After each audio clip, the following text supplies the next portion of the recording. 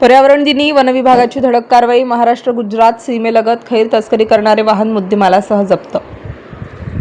वनविकास महामंडळाच्या रायता हर्सुल वनपरिक्षेत्रामध्ये महाराष्ट्र गुजरात सीमेलगत अवैधरित्या खैर तस्करी करणाऱ्या वाहनावर धाडसी कारवाई करून वाहनासह अंदाजे 2.50 लाख रुपयांचा मुद्देमाल जप्त करण्यात आलाय. दिनांक 5 जून 2026 रोजी रात्री सुमारे 11 वाजता बाफन विहीर बीटातील कक्ष क्रमांक 136 मौजे विराचा पाडा शिवारात गुप्त माहितीच्या आधारे सापळा रचून ही कारवाई करण्यात आली. कारवाई दरम्यान महिंद्रा मॅक्स पिकअप क्रमांक GJ 21C3616 या वाहनातून खैर प्रजातीचे ताजे तोडलेले 27 नग लाकूड वाहतूक करण्यात येत असल्याचे आढळून आले. जप्त वन उपजाचे घनफळ 1.006 घनमीटर असून त्याची अंदाजे किंमत 50,000 रुपये आहे. तसेच जप्त वाहनाची किंमत अंदाजे 2 लाख रुपये असून एकूण 2.50 लाख रुपयांचा मुद्देमाल जप्त करण्यात आला आहे.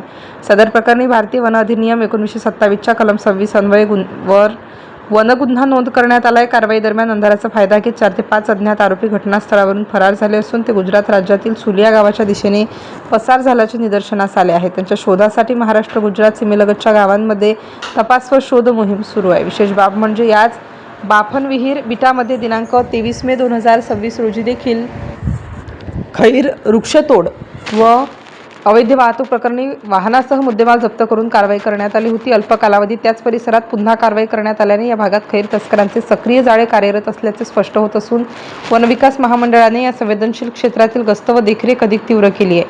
ही कारवाई नाशिक प्रदेशाचे प्रादेशिक व्यवस्थापक श्री उमेश वावरे, पश्चिम नाशिक वनप्रकल्प विभागाचे विभागीय वनाधिकारी डॉ. सुजित नेवसे तथा सहाय्यक व्यवस्थापक श्री प्रवीण डमाळे यांच्या मार्गदर्शनाखाली वनपरिक्षेत्र अधिकारी श्री रमेश बलैया यांच्या नेतृत्वात करण्यात आली.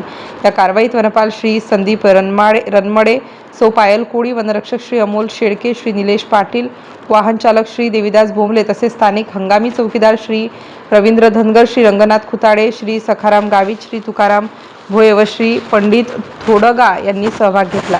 जप्त वाहन गुजरात राज्य RTO नोंदणीचे असल्याने या वनगुन्ह्यामागील मुख्य सूत्रधार गुजरात राज्यातील असल्याची शक्यता व्यक्त करण्यात येत असून पुढील तपास वनपरिक्षेत्र अधिकारी श्री रमेश बलैया करीत आहेत. विशेष म्हणजे जागतिक पर्यावरण दिनाच्या दिवशीच ही कारवाई करण्यात आली.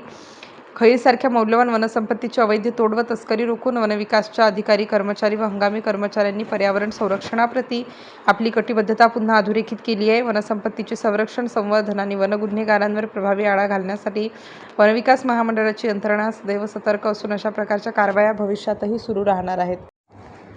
स्टार न्यूजसाठी मोहसिन पठाण, नाशिक.